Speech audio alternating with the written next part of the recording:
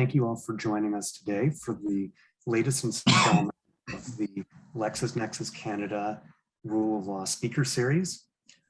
It's been a while since we've had one of these virtual events.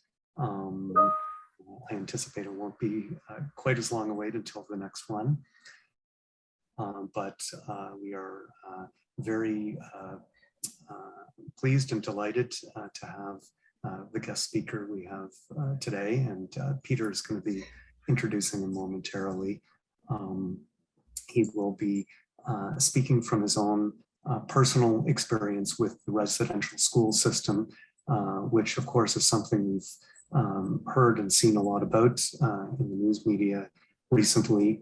I'm actually reminded of one of our past speakers who talked about the history of Chinese Canadians. And I said that it's not, certainly not a proud part of our history, but it's important that people know about this so that hopefully we can learn from it and be better in the future. So without further ado, I will let Peter Carter introduce Tony, our guest speaker. Take it away, Peter. Thanks, Jay. And hi, everybody. I first met Tony Stevenson a few months ago. My colleague and friend, John Schofield, another journalist, said, I'd really like this guy because he's got tons of great stories to tell. And John was right. And since that time, Tony's written a series of eye-opening and actually, I found quite moving editorials for us at the Lawyers Daily. I'm sure he writes more after today too. So I'm not going to say, I'll just tell you a little bit. He's a member of the Anishinaabe First Nation in Saskatchewan. He attended a residential school for 10 years. He'll get into this himself. At one point, he was scouted as NHL potential hockey player. He might not tell you that, so I'd like to brag about that. I won't get into any more details, except now he spends his days helping others navigate the labyrinthian, how's that for a word? A labyrinthian legal, political, and health systems in the hopes that everybody that he works with has a brighter future. And the only other thing I want to say is I'm really proud that he came and talked to us today. So over to you, Tony. Thank you, Peter. Thank you, Jay. And I want to thank everybody that's here from the bottom of my heart. I really, really appreciate the time that you're taking to listen to my stories and my experiences about the residential schools. If we can start with the picture, I would take you through some slides that'll give you my history, and I'll probably go up to the point where, well, till now, until what I'm doing now. But the first one I wanted to do was show the slide of the school I actually went to. It should be coming up soon. And I think, was it Alex that had the slides, the drill slides? But Debbie, are you able to share the slide deck? Yep, I'm going to just try that and open up his email. Sorry, everyone. This school was built in 1884 here in Lebret, Saskatchewan, the province of Saskatchewan. It's in a valley that's about 45 minutes west of Regina, the capital city of the province. And the era that I went there was the nuns and the priests were already gone, and the people that looked after us were childcare workers that were, I guess, our own people, our own First Nations people. They were from the surrounding communities. There's 74 First Nations here in Saskatchewan.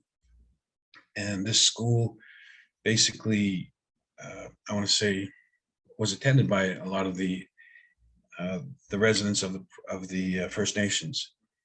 Now, I'm going to say reserves because it's easier for me to, when I say a reserve, I mean it's a First Nation. It is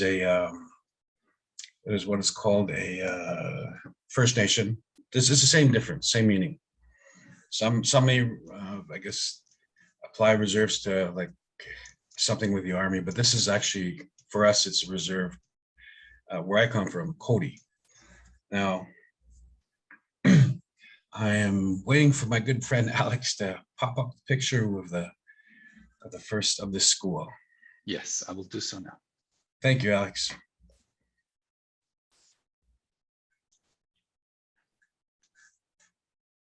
And here it is. This is the school that that I attended. It's very, very beautiful, the scenic valley of Lebret, Saskatchewan. And you notice the satellite dish on top of the school. So that when satellites first came in, that was our first experience with cable. So again, I want to remind you that the first residential school was built back in 1831, I believe in Brantford, Ontario. However, there was precursors to this residential schools that didn't actually house or have people in residence until 1831. Again, that was to me, that I have a lot of good memories with the students, with my former students. And there were some teachers there that were unbelievable. They're the nicest people ever. And the childcare workers, there were some that should never have been there. Next one, Alex. This is John Macdonald, the first Prime Minister of Canada. His attitude back then is, I mean, this was his quote. When the school's on the reserve, the child lives with his parents, who are savages. And though he may learn to read and write, his habits and training mode of thought are Indian. He is simply a savage who can read and write. It is strongly impressed upon myself as head of the department that Indian children should be withdrawn as much as possible from the parental influence. The only way to do that would be to put them into central training industrial schools, where they will acquire the habits and modes of the thought of white men. Next one, Alex. And this is the Bishop Saint Vital Grandin. He was also instrumental in creating these residential schools. Again, this was his attitude. We instill in them the pronounced distaste for the native life that they so will be humiliated when reminded of their origin. When they graduate from our institutions, the children have lost everything native except their blood. And a lot of our people didn't have a choice to attend these schools. They were forced. Next one, Alex. Here's a picture of my mom and my auntie. Excuse me. They were both, the horror stories that they told me, they shared with me, were not very nice. I'll get into that later. Next one, Alex. This is my little brother and I 2 months before I went to Lebret school. I mean, we were already, that jacket that I have wrapped around me, the red one, was, I played hockey on the reserve, and we went to provincials finals. I was playing for an age group 2 years ahead of my time. Because all of our time, like if you look in the background, you see the reserve, the old car, the old fence, and that's how our yard looked. But all of our time was spent outside playing fastball or hockey, and already by then I had potential. And my little brother was the same way. I mean, he was always with me. Next one, Alex. This is the only picture I could find. Well, sorry, I have just found about 4 or 5 yearbooks, and I've downloaded them, or sorry, uploaded them to a hard drive, and this is one of the pictures I had of the earliest times I was there. That was my grade 6 picture, and if you can tell, I'm a little more fairer than my classmates to the right and to the ones who are behind me. And to my left is she was actually Marcy's sister, my wife, who's here with me. Next picture. And I was already receiving a lot of accolades from hockey and fastball for everything that, I guess, athletically, I was fairly talented in that sense. And it was, the school basically paid for all of my sporting activities. They gave me the equipment and everything like that, because I was being brought up by a single mom, and there's 4 of us, and she couldn't afford it. Next one, Alex.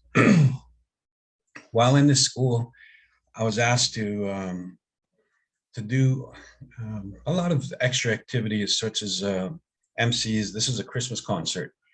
And I guess the teacher back then felt I was, sorry, one of the teachers felt I got gifted with gift the gab and the ability to bring out the best, I guess, with everyone else. And I mean, intellectually, I was fairly sound. I had had a knack for law. I had a knack for computers. I mean, back then, the computers that we had was, some of you might remember, Apple IIe, 2C. And I was able to program those. I mean, I was self-taught on how to do the high-res, low-res graphics with and make them move, the ability to create that software. And I enjoyed it. I really did. And it was just something that I was really, especially law, especially with what was happening in and around the reserves and to our people. Next one, Alex. And one of the, being a Saskatchewan boy, being a young hockey player, this is me at 17. The WHL team that was in Regina had actually drafted, well, not drafted, they picked me up from Winnipeg. I was playing hockey in the summers in Winnipeg, and I got a call about 2 o'clock in the afternoon from my mom saying that this Regina Pats team wants me to come to their camp, I was so excited that I caught the Greyhound at 12 o'clock that night, and I went to this the Agrodome, went to the Pats camp. One of the final cuts, I was very, very, very disappointed because the sad part about it was I knew I was good enough, and when I did go there, I had First Nations people come in from the surrounding communities. They're like 300 plus watching me in every practice and every pregame situation. And after in the hallways and whenever I see them, they would say, "Hey man, you got it. You're going to be there. You're going to make it. You're going to do very well." But going back to my time in school, and about this time, it's about the fourth year. Again, playing fastball and playing hockey with senior teams, older groups. There was an individual, I'll just say pedophile, who was allowed on the school grounds, and he acted as an agent. He kept buying me skates. He took an interest. He groomed me through those years as a kid. I was 13, 14, 15. And because I was mom was single parent, he took care of financially. He basically, again, acted like an agent. And he would always show up at the school because, again, he was allowed there because he was a cadet instructor. I was in Air Cadets and I got to travel all over, but it just basically kind of grew me. And through this time, things had happened wherein I didn't say anything. I wasn't able to speak to anybody because on the reserve and being First Nation, I mean, you're taught to not say anything. You're taught to not speak out. You're taught to what's the word? To be a man, and that's pretty tough. So fast forward a bit to after going to this camp, the one thing that I recall. Give me 1 second.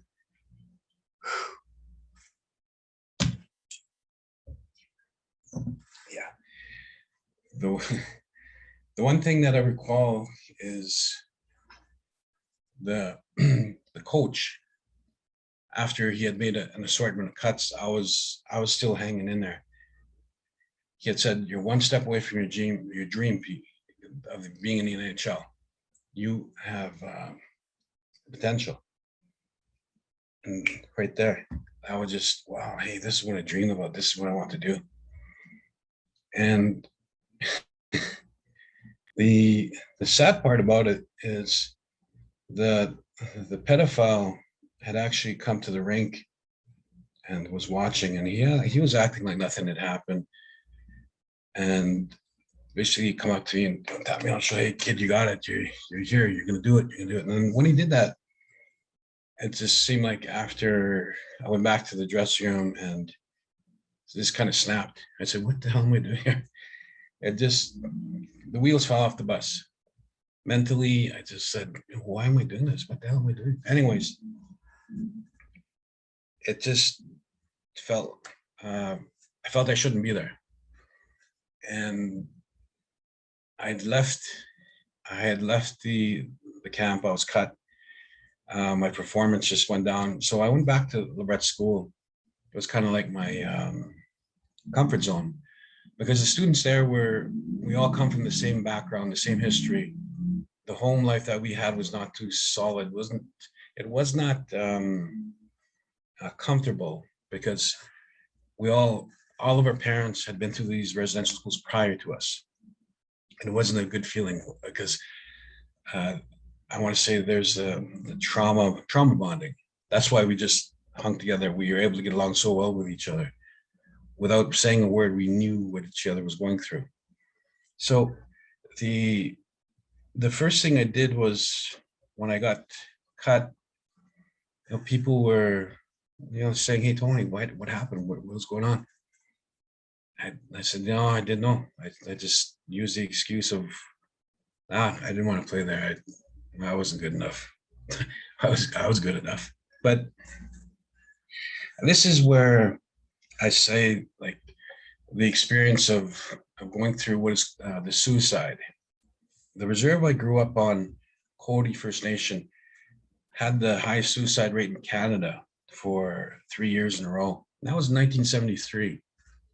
Now in Canada, you may have all heard that there are certain First Nations who hold that dubious distinction of being the highest suicide, having the highest suicide rate in Canada, even to this day. It's 2021.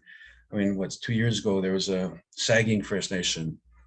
There was one north of Winnipeg, another one.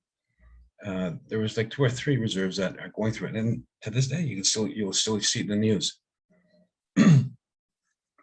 I understand, that feeling. I can empathize with the person who's about to commit suicide, because when I was, like I said, when I got released from this team, I went back to the reserve during a holiday, and I was just feeling the lowest, and almost like a Shakespearean play where, when there's tragedy, the weather or nature kind of feels bad for you. It feels with you. So here I am sitting in this old dilapidated house on the reserve. Reserves are a third world country here in Canada. They believe everything that you hear about: zero drinking water, the homes are moldy, everything like that, missing doors. And, sitting in that environment and looking around and feeling the way I felt, I was just at that point where, hey, I don't want to be here anymore. I was 18, 19. After failing to make the NHL, I was sitting in this home, and I said to myself, well, I better say goodbye to a few people. I was drinking, and I was half, I guess way more than half shot. And what had happened was I was talking to, there was a good thing there's a phone there, because I reached out. The first guy I phoned was Perry Bellegarde. He was the AFN chief for Canada for the last 6 years.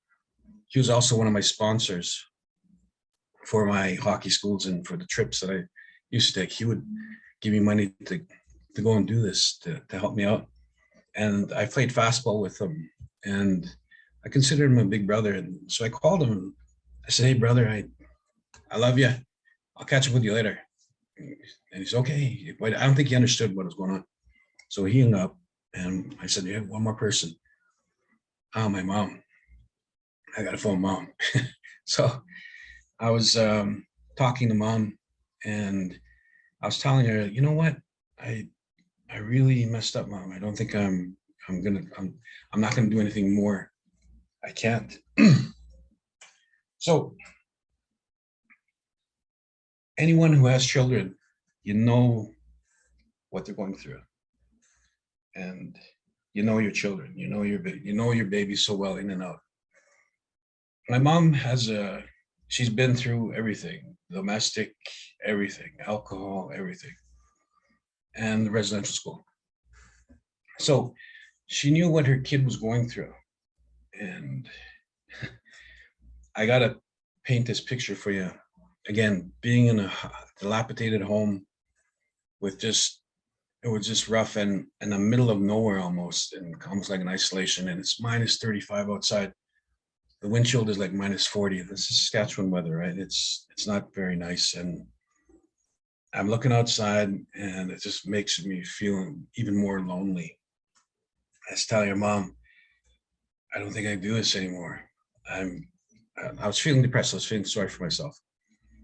And I said, Mom, I love you. Be good. And the phone went quiet for a couple seconds, and she goes, her tone of voice changes. She goes, Tony, are you thinking of doing something? Are you thinking of doing what I think you're going to do? You got to remember, we came from the high suicide rate in Canada, so she figured it out pretty quick. And the depressed feeling that I had, I couldn't be brought back. And her answer was, if you're going to do what I'm thinking you're going to do, Tony, can you wait till it gets springtime, until the weather thaws, until it gets warmer? Because I don't want to be standing outside shivering. I just pulled the phone away and I looked at the phone. I just started laughing. And she's right there, snapped me out of it. And I said, Mom, geez, thanks. I'll be home soon. I hung up, click. So it was with that experience. And for me, and I say it works for a lot of others, when you come from the same environment, you brought up the same way, and you live the experiences as people have on First Nations, you're able to relate to your people. And that has allowed me to do a lot of things with the survivors. Now, the federal government had come up with a compensation process called the independent assessment process. That was actually written up by Frank Iacobucci, and he was hired by then Prime Minister to create, in 2006, to create a compensation process that was fair and victim friendly. And by then, I had kind of went through the system. I was, believe it or not, February 14th, 1994, I went to jail for assault because, again, the repressed past memories, I was working through them, and through displaced aggression, I took it on people who didn't deserve it. And 5 years to the day when I was released from jail, I told the guard, hey, I'll be back here. I'll get a job here. And sure enough, 5 years to that day, I was actually hired at the correctional center where I was at, because I was considered an asset to creating a change with the inmates that were there. And ironically, the 94% of the inmates were First Nations here in Saskatchewan and Regina, well, the whole province. Actually, all of Canada, there's a very high rate of First Nations inmates. But in this particular jail, I had basically a reunion with the people from the reserve I was from. There was people from Cody and then the neighboring reserve, Keyscoos. We had like 3-4 ball teams. So for me, it wasn't really a jail. It was basically a reunion. And for the 4.5 months I was there, it wasn't jail. It was getting to know one another, but at the same time thinking, hey, I can't be here. This is not me. I'm going to do something else. I have to do something else, but I'm glad I got the experience. Thank you very much. And during that time, there was another school that was going through what was called this law firm, Merchant Law, had actually picked up 5 survivors from the school and went ahead with a civil lawsuit against the federal government. And when I got out of jail that day, I went and seen the judge who sentenced me, and I thanked him for opening my eyes, and I shook his hand, and we had a great laugh. And because there were some things I said during the courtroom procedure that I probably shouldn't have said. And I told him I didn't mean it. That wasn't me, but you saved my life. So I'm going to change it around.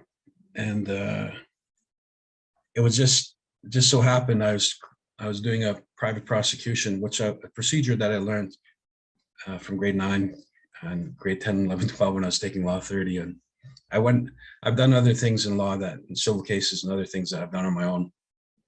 And at that time I figured, well, I'm going to do this private prosecution against a pedophile that hurt me. So I created it and I started because the Crown prosecutor at that time would not go through with charges because of my background. My character was suspect, being, it's coming out of jail. I thought, okay, no problem. I got this. I'll do it on my own. And also I created a civil case against the pedophile. Again,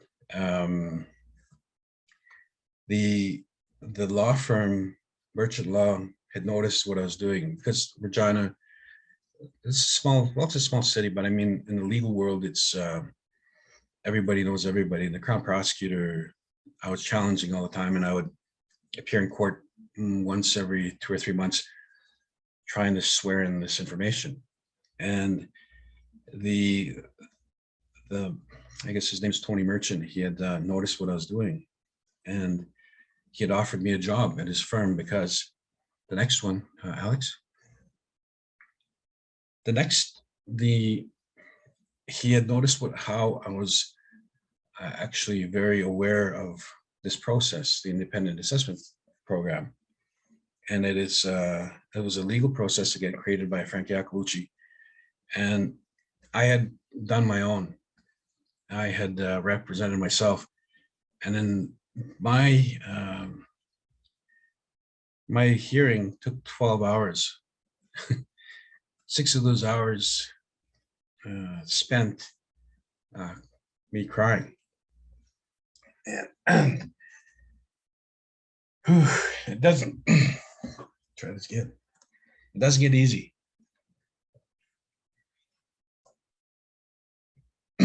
Next one, Alex. If you take a minute, this is kind of what was talking. This is what had happened to me. This is what the conclusion of the adjudicator came to after he had listened to my story. And I'm not sure if you can read that or not. Are you able to read that, Alex? Is everybody able to see that? I can't. I think it's legible. Okay. So I want to say that in the hours that I had done this, this is the same process that a lot of my people went through. And for them, they didn't really understand it. And for me, it was, hey, I'm being validated. I'm finally being heard. And again, this allowed me to sit with the survivors of all, I would say, you could have dropped me off anywhere in Canada, and I could have represented any one of these people, any one of the people who went to residential school. Because once they see this, and once they see my credentials in the background, they would talk to me. They would just open up. And I was able to give them an assessment. Okay, this is what's going to happen. This is what they're going to ask you. Unfortunately, the law firms back then were not professionally equipped in this area. I want to say the psychological effects of this had taken its toll on a lot of the people. A lot of the survivors. At the end of this hearing, the representative from the Crown wanted to give me more. And she said, her name is Amdeep. She had said that we are prepared to offer you more, Tony. We would love to help you. And I said, you know what? No, I'm good. The sad part is I don't want to go through this again. I'm good. This will kill me if I do it again. So she said, okay. And she appreciated everything I had to say. And it was a very good hearing. For me, it was healing. But at the same time, I wanted to do more. So I left the hearing room. And I also at that time left the law firm because there was again, I don't want to say unprofessionalism. I just want to say lack of understanding. And I mean, that's the mistake that a lot of law firms make nowadays. You hear of the missing murdered women and the 60s scoop. There is no buffer that allows the survivors or the plaintiffs to connect with the lawyers, because the lawyers they're equipped to do the microeconomics of the action. And whenever I worked with anyone, I always said the first thing we're going to do, man, is you and I are going to go get a hold of a counselor, because there is something here that if we bring up these memories, it's going to hurt you. It's not going to go very well. But being First Nation, I created a website back then called QRSOldSchoolLibret.com. Next one, Alex. And at that time, 1997, there was a guy by the name of Sheldon Kennedy who was traveling across the country, talking about how he was sexually abused by his coach. And he was embraced. The country, actually the world embraced. He was on Oprah. I got to work with him in a few of the towns and communities. And I was amazed at the people that would come up to him and shake his hand, give him tens of thousands of dollars, sponsorship all over the place. Like just wherever he went, he was a magnet. People were drawn to him. And next one, Alex. And I told him what I was doing. I said, look, Sheldon, man, if you really want to help, here's what else is going on. I mean, if you want to bring the awareness of the cycle of abuse, let's work with me. And he heard of my plight. I mean, my case was publicized with Globe and Mail and other news agencies. I was actually on the national news with Sheldon. And he was very supportive, and he definitely helped like psychologically as well. I mean, he gave me some really good pointers on how to do this. And I really enjoyed that. Again, I thank you, Sheldon. And to this day, I still keep in touch with him. But I've been asking him to, he has a Respect Ed program, and I've been asking him to implement First Nations initiatives with it as well. Unfortunately, he has a handler by the name of, I forgot, Wayne McKenzie, I believe. I think their scope is basically hockey and coaching and all that. And I said, okay, that's your program. Okay, fine. Next one, Alex. And this is basically my letter of offer from Merchant Law Group. Again, they offered me, they recruited me. And for me, that was my NHL. I always wanted to be a lawyer until now. Next one, Alex. I was asked to go on a CBC panel back in 2008. And back then there was an elderly lady, Irene Favel. She described how when she was in a school, I think it was in Muskowgan. Yeah, Muskowgan's First Nations school. And she was telling her story on CBC in this panel about how she was being mistreated, about the, it almost seemed like people didn't really believe what was going on back then. Again, 2008. And she describes how a nun threw a baby into a furnace. And that was quite common. I mean, the stories that I heard from my own clients, that was something that it was a common thing for them. I mean, for their witness to see, to hear. Next one, Alex. This is my Uncle Charlie Stevenson. He was my first client. He was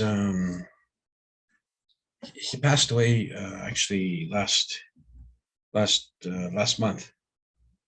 He was my mentor. As you can tell, I mean, the guy looked like a warrior. And he was 14, 15 years old when he was asked to go play for the Washington, I think it was Nationals, as he was one hell of an athlete. He, unbelievable. And he told me his disclosure, his narrative. I convinced him, actually, he convinced me to represent him. And I said, yeah, hey, that's, for being a family member, it's going to be pretty tough because I really don't want to hear your narrative. And it's going to, but he didn't trust the lawyers. He didn't trust the system. He didn't trust what was going to happen. But, so one day I said, okay, Uncle Charlie, this is what we got to do. And here's what you got to do. But he described to me, then in his narrative, he described how these certain nun and priest would sexually molest him, and even more. And every time he spoke about it, his hands would curl up like this. He would just like this, not cramp up, but yeah, his whole body would contort. And that was a hell of a thing to see. I mean, he was late 60s, and that's how much it affected him. And again, he died early, sickness. That's one of his messages to me was, Tony, get out there, tell the truth, tell the stories. I want my story to be known. I said, I will, for sure, Uncle Charlie. But that's one of the other reasons why I do this. And if next one, Alex, there was a lady, an elderly lady who I'd met on a reserve called Quakatus. I was already by then meeting elders on the reserves in their own homes. And this was her text to me. Her name was Josephine Worm. And she was a very sharp intellect. I mean, just very smart. And she and I got along really well. And this was her message to me. And she passed away from cancer. I like to, I want to say that she was probably sick because of her repressed memories, because of what she had went through. After she told her story, she got sick. I promised her I will tell the story for sure. I will go out there and do this. Next one, Alex. Through my Facebook post, this is Perry Belgard's actually his older brother, sorry. And he was a big guy. He was like a house. He was a huge man. He had went through the day school, and he was, this is how they used to get a hold of me. I need your services.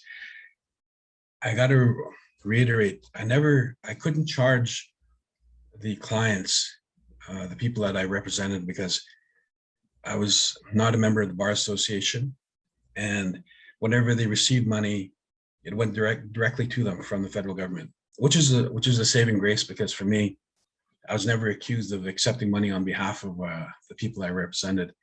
And I did very well with Mr. Belgard here. Through a phone call, I was able to, actually I'd done his application. The first time we got refused. The second time he was in dire straits, and I made a phone call, drafted another letter.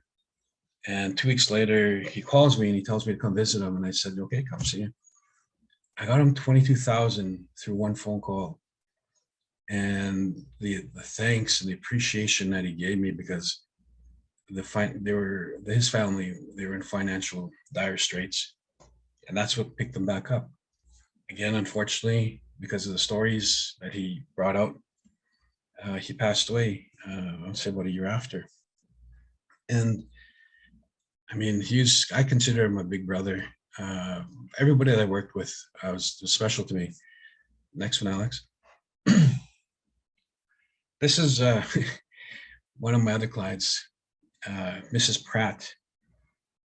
She was in an old folks home, and she wouldn't trust anybody. She did not like what the legal part of it, and I helped her with her case. Again, there are a lot of people who I help who don't have access to social media, but I can tell you they can. I mean, if you were to ever meet one of them, they would explain exactly how much they appreciate the work I done. Now, next one, Alex. Now going back to Lebret School, this is a classmate when I first started Lebret. Her name is Nicole Anaquad, and she was from Muscopini First Nation. Next one, Alex. And during her tenure there, she was like a 90% average student, and definitely like the potential to do anything or to be anyone. It was skewed because I want to say I didn't see her after this. 20 years later, when I was working in a law firm with Fran Huck, that was the last time I seen her. And when I seen her, she was just, oh my God, Tony, I am so happy. She was very happy. We did her narrative, did her story, but she had a pretty rough life after she left school because of the stories that she went through, the experiences that she had. Unfortunately, we got her settlement, and she died of an OD a month after. I mean, that's part of it. Again, that was the downside of the compensation process. Again, while I was doing all of this work, a lot of my peers would call me, and without hesitation, I traveled to them out of my own pocket, and I asked the reserves to help me with the expenses, and some of them did, but it was just like, I understand vicarious trauma.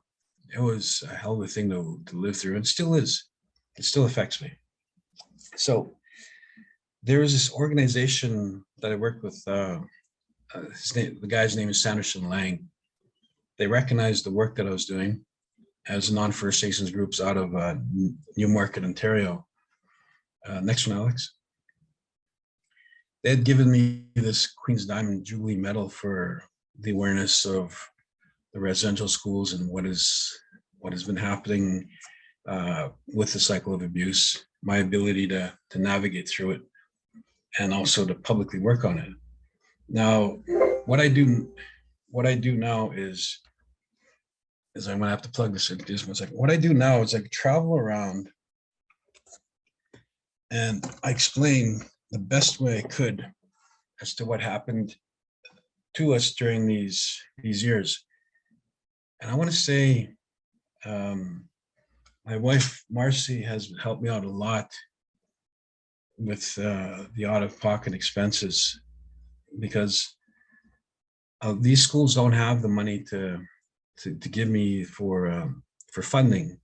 I mean, I give you an idea. I went to Winnipeg to do a presentation, and I did that one for free, just to test it out, just to see how. This was like 3 years ago, and just to see the interest. And the review that I have is actually on the my website. And then I went to another school. I wanted to test out the younger guys, the youth. Next one, Alex. The grade 7 and 8 out of McGregor School, I did the grade 5 and 6 before them. But I did a 35-minute presentation for them. And the principal back then had told me, Tony, this is something that needs to be said. This is something that needs to be heard. This is a truth that I can't teach. And I tell you, the the response I got from these little guys, the young minds, was unbelievable. They were at the edge of their seats. They wanted to hear it. They want to hear even more. And I'm just so enthusiastic about going back and doing this again, this time right across Canada. Next one, Alex. And I did a test case, another test class with the university, 3rd and 4th year students. they as well were very receptive. They as well were just unbelievably, accepting that, this is the truth. This is what happened. And they didn't question it. They weren't cynical. And again, their reviews are on the website. Next one, Alex. Sorry, Tony, just a quick note here, just a time check. We have 12 minutes left. Oh, geez, okay. Just so we know to answer some questions if they Okay, come sure. up from the audience. Sure thing. Well, how about we just speed through it to the next one? This is basically kind of why the one back, Alex. The this is from a grade 2 or grade 3 or kid from what was it? From Alberta. This is my hope is we stop talking about residential school. It affects, I can't really see it, but anyways, that was his mentality. That was his mindset. Now, again, I want to say that the kids learned this from somebody else, from the adults. Again, that's why my work I feel is very important. Next one, Alex. This is something that has to be understood. This is what will deflect all those misconceptions of who we are and why we are the way we are. I mean, it's a treaty.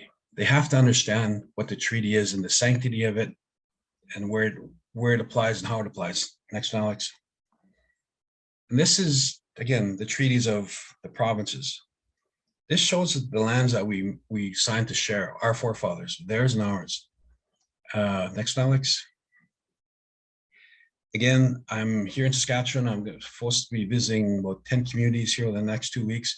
And these communities are kind of in the middle of Saskatchewan. They're the ones who really need the education. I'm so glad that there are participants, people who are willing to learn, schools and the communities, especially communities. Next picture, Alex. That says 1,000 words. That's exactly depicts the history itself. Again, this is recorded, so if you want, you can go back to that. Next one, Alex. This is my wife, Marcy, in grade 3 singing chapel. And she was there, was there. I was in the higher grade. I'm glad that she caught up to me. And the next picture. So this is the reason, I mean, this is our wedding. This is me now. And the last one, Alex. This is our not-for-profit organization. This is the goal. This is the reason why I feel this as an educator. This is what I'm going to do and continue to do. And I plan on going across Canada with your help, with your ability to give me the references to other organizations, people. I see that as a possibility. I'll take the questions, Alex.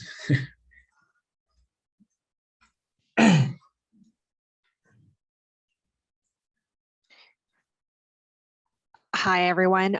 If you have any questions, you can put it in the Q&A function on the bottom. I don't see any questions right now, but if you have any, feel free to put it. I just see one from Edward. He made a comment. Tony, thank you so much for speaking with us today. And he said, I am wondering how we can support your important work. The best way is on the invitation, it'll say MJ's Old School Crew. And on it it's the not-for-profit organization that you can e-transfer the finances if you want to support me that way financially. Because the schools that I go to, their budgets are not very big. They're not very huge, and I'm basically breaking even, and sometimes I lose. But the other way is, if you know businesses, organizations that want to host myself for the 2-hour presentation, I'll gladly come to where they are and gladly give you the story and the truth. But other than that, word of mouth is probably one of the best ways. And also, again, like I said, I'm very humbled that there were people who actually wanted to listen. So I'm great. That's awesome. Tony, I've also replied and I gave them the link, MJ's oldschoolcrew.ca, and I also typed in your email. That is for donations. So, Sorry, that on Marcy's card, you can directly do an e-transfer to that email address. yes. Yeah. And similar question from Sophie. She said, thank you so much for sharing your story, Tony. And then she also asked, what is the name of your organization, which we've already answered. And I've also replied to her. John said, thank you so much for this, Tony. It was discouraging that this was not an issue during the federal election campaign. What do you recommend we do as individuals to promote reconciliation? One of the biggest things is that in order for a politician to move on anything, is that they take the direction from the grassroots people. So that's important. That you write to your MLA or to your representative and ask them, hey, there's ways that we can learn. I mean, I would be more than happy to come to the region, educate, give examples how we can do this, and certainly the power of the people, the grassroots people, is basically giving their leaders direction. Okay, we also have another question from Peter.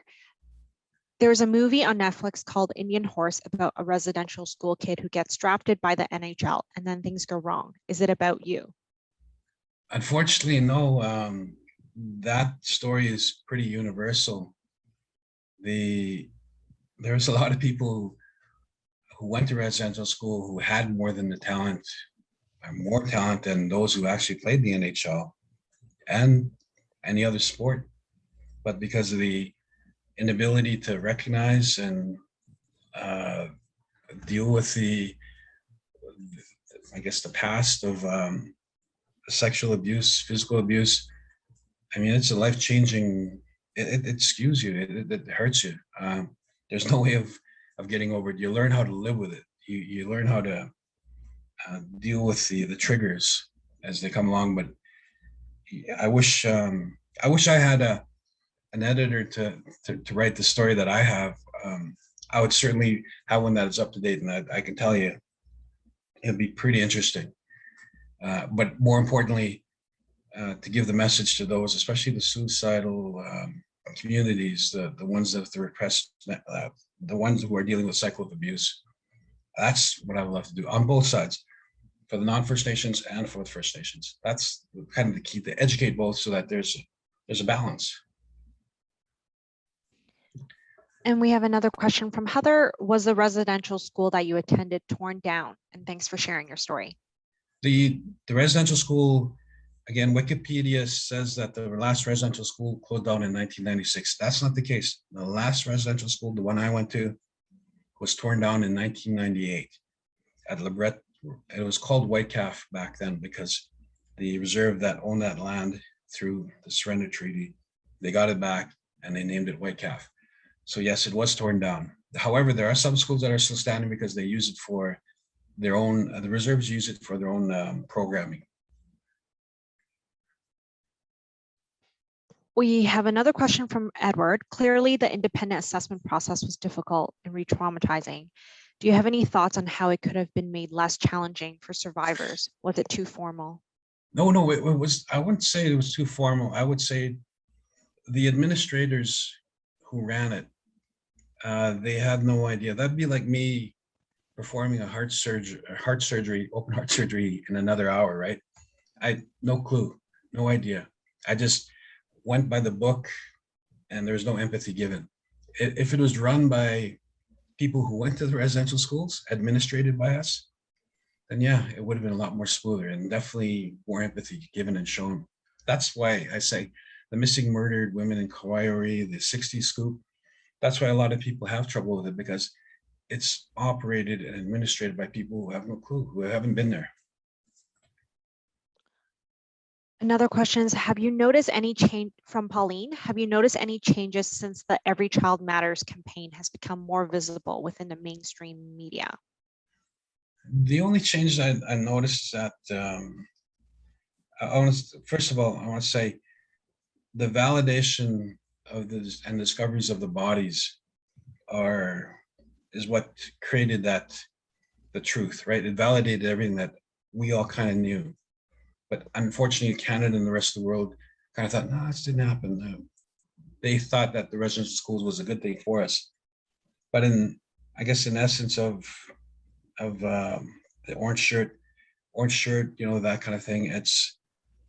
I say that there's more work that needs to be done, more understanding, more stories. And I mean, there was a person who asked me, Tony, how come you don't have more resources on your website? How come you don't have, hey, where can I get this book? Where can I get you know what? The best resources, I'm sitting right here. Get a hold of me. I'll tell you myself that's the best resource, because if I read a book, it's not as compelling as actually sitting and having that conversation with the individual. So that's why I say, it's a good start. I mean, we are learning, but there's a lot more needs to be done. We have another question from Nancy. Tony, you helped us understand that you have both trauma from your parents attending the school and your own lived trauma, plus vicarious trauma from the lives around you when you heard experiences. Thank you so much for sharing your vital stories. So grateful. Do you find there are available support groups for people to talk about their experiences in a healing way? The resources that we have set out there are psychologists, psychiatrists that are not too many were available because of the COVID. And a lot of the people who live on the reserve don't have access to the internet, like the basic things like this.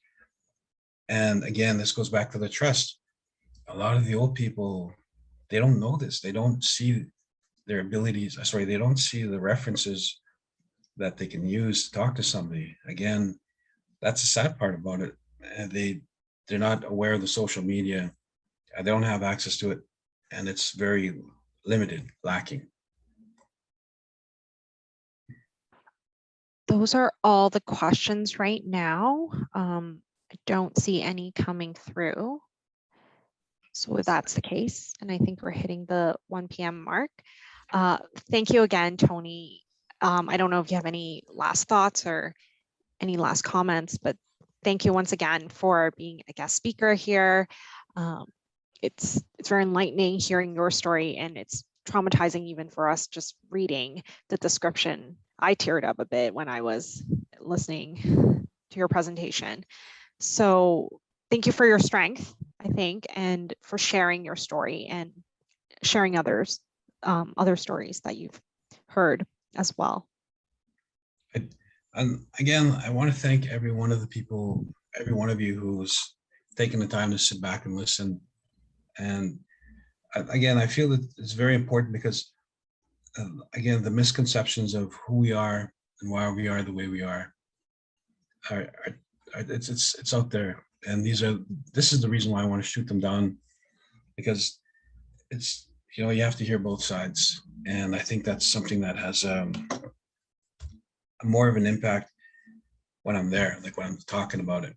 I didn't realize the time flew. I was about halfway through, but anyways, there'll be a book and there'll be more detail.